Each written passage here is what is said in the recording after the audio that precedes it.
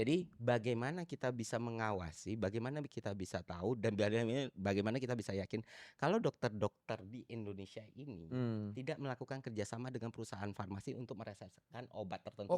kalau itu tanpa rahasia umum aku langsung bisa jawab, Ya. ya banyak seniorku yang dulu seperti itu. Hmm. Sampai sekarangmu secara diem. Jadi ya inilah yang Tapi menurutku ini kan jarang orang bahas, Dok. Karena apakah itu pertanyaanku pertama, apakah itu terjadi? Karena untuk ya gua obat dia tak kanker jawab ya stadium ya. 4, Hmm. kanker stadium ibuku nasofaring stadium 4, Ya. stadium akhir. Ya.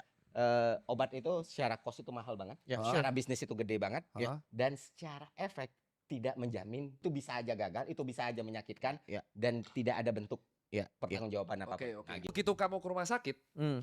kamu udah trust. Karena Hmm. dia jas putih. Hmm. Jas putih, trust, kau nggak peduli IP-nya, kau Ya. nggak peduli dia lulusan mana, kau hanya peduli dia pakai jas putih, dia dokter beres. Ya. Dan itu bahkan semua yang pakai jas putih, mantri, Ya. bidan, Trust. trust itu sulit. Nah, Ya. karena ada trust ini, itu ada beberapa orang atau beberapa kita anggap sebagian orang. Jadi dikarenakan hal itu, di generasi itu karena ada orang sudah trust, ada orang yang memanfaatkan trust itu untuk memberikan arahan meresepkan sesuatu obat dan diberikan cashback.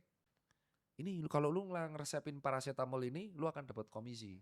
Hmm. Maka aku akan kecenderungan meresepkan yang nomor 2. Oke. Komisinya itu bukan cash, gratifikasi.